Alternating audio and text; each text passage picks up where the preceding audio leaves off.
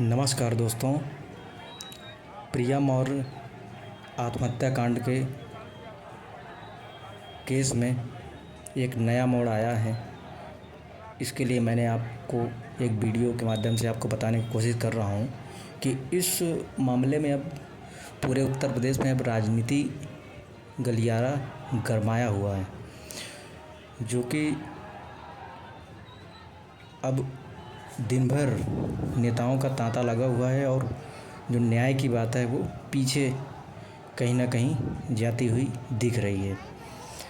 तो कल दिनांक 1 अक्टूबर को स्वामी प्रसाद मौर्य जी आ रहे हैं, जो सपा के एक अध्यक्ष हैं, सपा पार्टी में जुड़े हुए हैं। स्वामी प्रसाद मौर्य को उत्तर प्रदेश में कौन नहीं जानता, जो हमेशा सनातन धर्म को बदनाम करने की कोशिश करते हैं। खैर, उनका इससे सनातन धर्म से कोई लेना देना नहीं। हमारी भी सहानुभूति प्रिया मौर्य के साथ है, जो कि प्रिया मौर्य हमारे पास की ही रहने वाली थी। हमसे ज़्यादा सहानुभूति उनके पास नहीं है, क्योंकि वो हमेशा घटना देखकर हमेशा केवल राजनीति करने जाते हैं। तो यहाँ पर भी आ रहे हैं, ये भी मौर्य समाज के, वो भी मौर्य समाज के आए, उनका स्वागत है।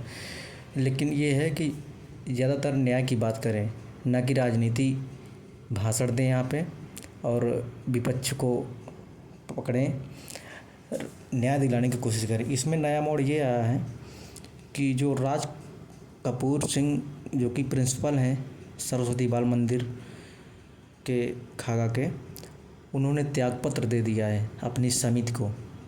जो बाल मंदिर समिति है उसको त्यागपत्र दे के उन्होंने त्यागपत्र में लिखा है कि मैं निर्दोष हूँ और मुझे फंसाया जा रहा है। अब मैं इस केस में पूरी तरह से सहयोग करूँगा जांच में। अभी उनकी फ़िलहाल गिरफ्तारी का सूचना नहीं आई है, लेकिन एक जो उनका त्यागपत्र है वो सामने आया है। तो यह पूरी तरह से गरमाया हुआ मामला उत्तर प्रदेश के फतेहपुर ज़िले में खागा तहसील में, जो कि विजयपुर ब्लॉक है, उसका अमनी ग्राम पंचायत में साहबपुर ग्राम का मामला है। बता दें कि 23 सितंबर को जो इनके पिताजी हैं प्रिया मौर्य के, उनको सूचना ये लड़की देती है कि बस ड्राइवर जो है शिवशरण सिंह, वो उनके साथ बदतमीज़ी करता है, बदतमीज़ी से बात करता है। तो उसके बाद राजू मौर्य विद्यालय परिसर जाते हैं और प्रिंसिपल से मिलते हैं और ड्राइवर की शिकायत करते हैं। तो बताया जा रहा है, उनका बयान भी आया है लड़की के पिता का। उन्होंने कहा है कि वहाँ से उनको डांट कर भगा दिया गया कि आप झूठ बोल रहे हैं, झूठ इल्ज़ाम लगा रहे हैं ड्राइवर पे। उसके बाद फिर दूसरी घटना जब घटती है तो लड़की खुद स्वयं प्रिंसिपल के पास जाती है और वही घटना फिर से बताती है कि हमें ड्राइवर जब बस में चढ़ते हैं और रास्ते में भद्दी टिप्पणियाँ करता है। फिर उसको भी बताया जा रहा है कि उसको भी डांट कर भगा दिया जाता है। तो वो लड़की डिप्रेशन में चली जाती है कि अब मैं किससे शिकायत करूं, जब प्रिंसिपल नहीं मान रहे, मेरे पिता की बात नहीं मान रहे, मेरी बात नहीं मान रहे, तो मैं क्या करूं।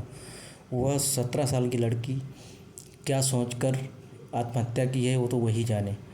तो फिजिक्स की क्लास चल रही थी दोपहर में, तभी वो मन मिचलाने का बहाना बनाकर बाहर निकली और दूसरी मंजिल में ही क्लास चल रही थी, वहाँ से कूद गई नीचे फर्श में, जिससे वो बुरी तरह से घायल हो गई।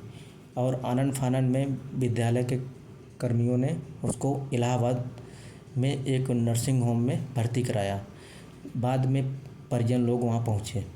उसके बाद उसके इलाज के दौरान उसको कानपुर भर्ती किया गया रिजेंसी, और इलाज के दौरान वो दम तोड़ दिया। बात करें सरस्वती बाल मंदिर की, उसकी छवि कैसी है? उसकी छवि बहुत अच्छी है।